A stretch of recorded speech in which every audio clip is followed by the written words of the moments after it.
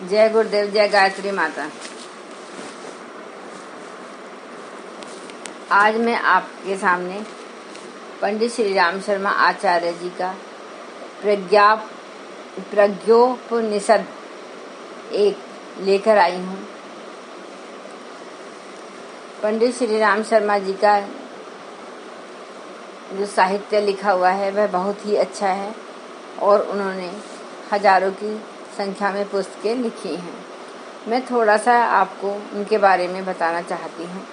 आचार्य श्री राम शर्मा जी का जन्म 20 सितंबर 1911 को उत्तर प्रदेश में आगरा के आमलखेड़ा गांव में हुआ था। इनके पिता रूप किशोर शर्मा जी थे और माँ का नाम इनकी दान कुमारी देवी था। पत्नी का नाम भगवती देवी शर्मा था। इन्होंने शांति कुंज की स्थापना की है। यह हरिद्वार में स्थित है। अब मैं इनके द्वारा लिखित प्रज्ञोपनिषद आपको सुना रही हूँ। सुनाने से पहले हम उस गुरु सत्ता को प्रणाम करते हैं जिन्होंने हमें आपको यह सुनाने के लिए प्रेरित किया। अध्याय 1 प्रथम मंडल अथ प्रथमोध्याय लोक कल्याण जिज्ञासा प्रकरण। लोक कल्याण कृद धर्म धारणा संप्रसारक वृत्ति यायावरो मान्यो देव ऋषि सत्तम अव्याहत गतिम प्राप्य गंतुम विष्णु पदम सदा नारदो ज्ञान चर्चार्थ स्थित्वा वैकुंठ सनिधो लोक कल्याण मेवाय मात्मक कल्याण वदय यतय मेने परार्थ पारिणम सुविधा मन्य दुर्लाभम काले काले गतस्त्र समस्या कालिकी मर्शन मतः निश्चित सविचक्रे भवनी कार्यपधितम। लोक कल्याण के लिए जन जन तक धर्म धारणा का प्रसार विस्तार करने का व्रत लेकर निरंतर विचरण करने वाले नारद ऋषियों में सर्वश्रेष्ठ गिने गए और देव ऋषि के मूर्धन्य सम्मान से विभूषित हुए। एकमात्र उन्हीं को यह सुविधा प्राप्त थी कि कभी भी बिना किसी रोक टोक विष्णु लोक पहुँचे और भगवान के निकट बैठकर अभिष्ट समय तक प्रत्यक्ष ज्ञान चर्चा करें। यह विशेष सुविधा उन्हें लोक कल्याण को ही आत्म कल्याण मानने की परमार्थ परायणता के कारण मिली। वे समय समय पर भगवान के समीप पहुँचते और सामयिक समस्याओं पर विचार करके तदनुरूप अपना मत बनाते और भावी कार्यक्रम निर्धारित करते। परमार्थ में सच्ची लगन यदि किसी में हो तो उसे पुण्य अर्जन के अतिरिक्त आत्म कल्याण का लाभ मिलता है। ऐसे व्यक्ति दूसरों को तारते हैं, स्वयं अपनी नैया भी सागर में खेल ले जाते हैं। नारद उसी को भगवान की विशेष अनुकंपा इसी कारण मिली कि उन्होंने परहित को अपना जीवन उद्देश्य माना। इसके लिए वे निरंतर भ्रमण करते, जन चेतना जगाते एवं सच परामर्श देकर लोगों को सन्मार्ग की राह दिखाते थे। ध्रुव, प्रहलाद तथा पार्वती को अपने सामयिक मार्गदर्शन द्वारा उन्होंने लक्ष्य प्राप्ति की ओर अग्रसर किया। इसी विभूति ने उन्हें देवऋषि पद से सम्मानित किया तथा भगवान के समीप्य का लाभ भी उन्हें मिला। चूंकि वे सततः जन संपर्क में रहते थे, वे लोक कल्याण में रत रहते थे। इसी कारण सामयिक जन समस्याओं के समाधान हेतु वे परामर्श मार्गदर्शन हेतु प्रभु के पास पहुँचते थे। वे अपनी भावी नीति का क्रियान्वयन करते थे। ऐसे परमार्थ परायण व्यक्ति जहाँ भी होते हैं सदैव श्रद्धा सम्मान पाते हैं।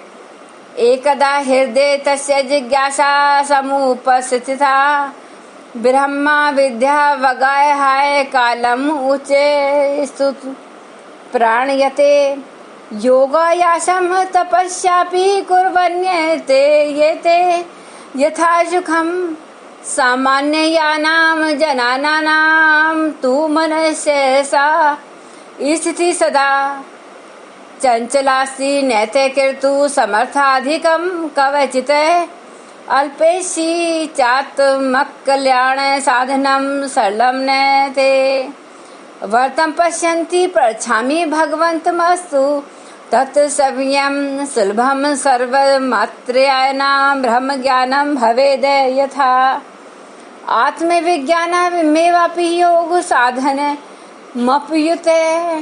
नातिरिक्तं जीवनचर्या दृष्टिकोणं निययैव सिद्धेते प्रयोजनम लक्ष्य पूरक जीवन से यथ है। एक बार उसके मन में जिज्ञासा उठी। उच्च स्तर के लोग तो ब्रह्म विद्या के गहन अवगाहन के लिए समय निकाल लेते हैं। संचित सुसंस्कारिता के कारण कठोर व्रत साधन योगाभ्यास एवं तप साधना भी कर लेते हैं, किंतु सामान्य जनों की मन स्थिति परिस्थिति उथली पुथली होती है। ऐसी दशा में वे अधिक नहीं कर पाते। थोड़े में सरलता पूर्वक आत्म कल्याण का साधन बन सके ऐसा मार्गदर्शन उन्हें प्राप्त नहीं होता। अस्तु भगवान से पूछना चाहिए, सर्वसाधारण की सुविधा का ऐसा ब्रह्म ज्ञान आत्मविज्ञान एवं योग साधन क्या हो सकता है जिसके लिए कुछ अतिरिक्त न करना पड़े। मात्र दृष्टिकोण एवं जीवनचर्या में थोड़ा परिवर्तन करके ही जीवन लक्ष्य को पूरे करने का प्रयोजन सध जाए। जनमानस को स्तर की दृष्टि से दो भागों में विभाजित किया जा सकता है। एक वे जो तत्व दर्शन साधन तपश्चर्या एक मर्म को समझते हैं, उतना कठोर पुरुषार्थ करने योग्य पात्रता भी उन्हें पूर्व जन्म के अर्जित संस्कारों व स्वाध्याय परायणता के कारण मिल जाती है। परंतु देव ऋषि नारद ने जन जन में प्रवेश करके पाया कि दूसरे स्तर के लोगों की संख्या अधिक है, जो जीवन व्यापार में उलझे रहने के कारण अथवा साधना विज्ञान के विस्तृत उपक्रमों से परिचित होने का सौभाग्य न मिल पाने के कारण अध्यात्म विद्या के सूत्रों को समझ नहीं पाते, व्यवहार में उतार नहीं पाते और ऐसे ही उथली पुथली स्थिति से जीते हुए किसी तरह अपना जीवन सकट खींचते हैं। विशेष लोगों के लिए तो विशेष उपलब्धियां हैं। ऐसे असाधारण व्यक्तियों की तो बात ही अलग है। उनके जीवन उपाख्यान यही बताते हैं कि वे विशिष्ट विभूति संपन्न होते हैं। पिपृच्छाम समाधातुम वैकुंठ नारदो गते गत्वा से पूज्य देवेशम देवेनापि तु पूजिते कुशल क्षेम चर्चाते भीष्टे चर्चा भवदे दयो संसारस्य च कल्याण कामना संयुक्त च। इस पूछताछ के लिए देव ऋषि नारद वैकुंठ लोक पहुँचे। नारद ने नमन वंदन किया, भगवान ने भी उन्हें सम्मानित किया। परस्पर कुशल क्षेम के उपरांत अभिष्ट प्रयोजनों पर चर्चा प्रारंभ हुई, जो संसार की कल्याण कामना से युक्त थी। देव ऋषि परम प्रीत परपक्ष विनयान बनवित नेतु जीवनचर्या व साधना मया ताम प्रभो प्राप्तुम च परम लक्ष्यमु च माय सरलम वदय समाविष्टो भवे दस्यु सामान्य जनजीवने विहाय सवग्रहम नवे गंतुम विवशता भवेत असामान्या जनाहारा च तितिक्षा यत्र नो तपः। प्रसन्नचित देव ऋषि ने विनय पूर्वक पूछा, देव संसार में जीवनचर्या को ही साधना में बना लेने और परम लक्ष्य प्राप्त कर सकने का सरल उपाय बताएं। ऐसे सरल जिसे सामान्य जनजीवन में समाविष्ट करना कठिन न हो, पर घर छोड़कर कहीं न जाना पड़े और ऐसी तितिक्षा न करनी पड़े जिसे सामान्य स्तर के लोग न कर सकें। भगवान से देव ऋषि जो प्रश्न पूछ रहे हैं वे सार गर्भित हैं। सामान्य जन भक्ति वैराग्य तप का मोटा अर्थ यही समझते हैं कि इसके लिए एकांत साधना के मर्म को नहीं जानते। इस जीवन साधना प्रभु परायण करने उपवन जाने की आवश्यकता पड़ती है, पर इस उच्च स्तरीय तपश्चर्या के प्रारंभिक चरण जीवन साधना जीवन के विधि विधानों को जानने, उन्हें व्यवहार में कैसे उतारा जाए, इस पक्ष को विस्तार से खेलने की वे भगवान से विनती करते हैं। रामायण में काकभूषणी जी ने इस प्रकार का मार्गदर्शन गरुड़ जी को दिया है। जीवन साधना कैसे की जाए, इसका प्रत्यक्ष उदाहरण राजा जनक के जीवन में भी देखने को मिलता है। जिज्ञासाम नारद शयाथ ज्ञात्वा मुमुदे हरि उवाच च महर्षे तव माथ यन्मे मनीषितं युगानुरूपं सामर्थ्य पश्यन् त्रय प्रसंग के निर्धारणस्य चर्चाया व्यापकतवं समीप्सितम्। नारद की जिज्ञासा जानकर भगवान बहुत प्रसन्न हुए और बोले, देव ऋषि, आप तो हमारे मन की बात कह रहे हैं। समय की आवश्यकता को देखते हुए इस प्रसंग पर चर्चा होनी चाहिए और निर्धारण को व्यापक किया जाना भी आवश्यक था। जो जिज्ञासा भगत के मन में घुमड़ रही थी वही भगवान के भी अंतः में विद्वान थी। भक्त हमेशा भगवान की आकांक्षा के अनुरूप ही विचारते हैं एवं अपनी गतिविधियों का खाका बनाते हैं। सच्चे भक्त की कसौटी पर देव ऋषि खरे उतरते हैं जब भी वे जन सामान्य की समस्या को लेकर प्रभु से मार्गदर्शन मांगते हैं। ऋषिवर नारद से श्रेष्ठ और हो ही कौन सकता है था, जो सामयिक आवश्यकता अनुसार अपने प्रभु के मन की इच्छा जाने, वह उनकी प्रेरणा समस्याओं के समाधानों को जन जन के गले उतारे। अधुनास्ति ही सर्वत्र नास्था करम परंपरा अदूरदर्शिता ग्रस्ता जना विस्मृत्य गौरवम अचिंत चिंत ना जाता अयोग्याचरणास्ततः फलत रोग शोकारति कलह क्लेशे नाशम जनम वातावरण मुत्पन्न भिक्षणास्य विभीषिका अस्तित्व धरित्रास्तु संदिग्धम कुर्वर्तैषि निशम।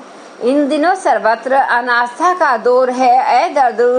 दूरदर्शिता ग्रस्त हो जाने से लोग मानवीय गरिमा को भूल गए हैं, अचिंत्य चिंतन और अनुपयुक्त आचरण में संलग्न हो रहे हैं। फलतः रोग शोक और कलह भय विनाश का वातावरण बन रहा है। भीषण विभीषिकाएं निरंतर धरती के अस्तित्व तत्व को चुनौती दे रही हैं।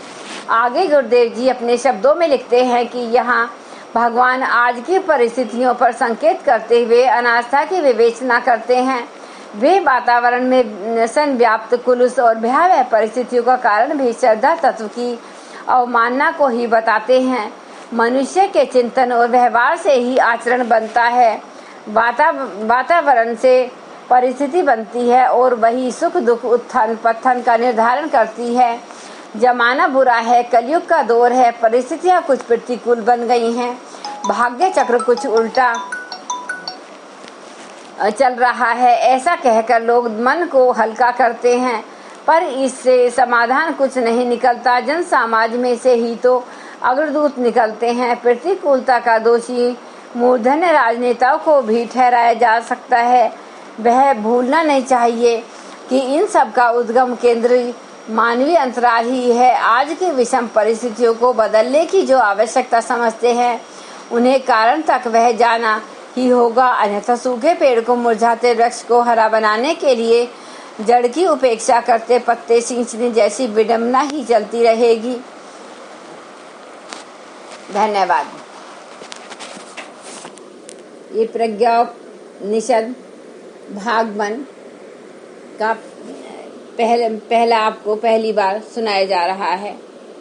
इसको बहुत ध्यान से सुनना, क्योंकि यह पुस्तक अभी आरंभ हुई है, और तथा बाकी लोगों को सुनने के लिए भी प्रेरित करना। यह जो साहित्य मैं आपको सुना रही हूँ, यह पंडित श्री राम शर्मा आचार्य जी द्वारा लिखित है। एक बार गायत्री मंत्र हमारे शब्दों में। ओम भूर्भुवः स्वः तत्सवितुर्वरेण्यं भर्गो देवस्य धीमहि धियो यो न प्रचोदयात्। जय गुरुदेव, जय गायत्री माता।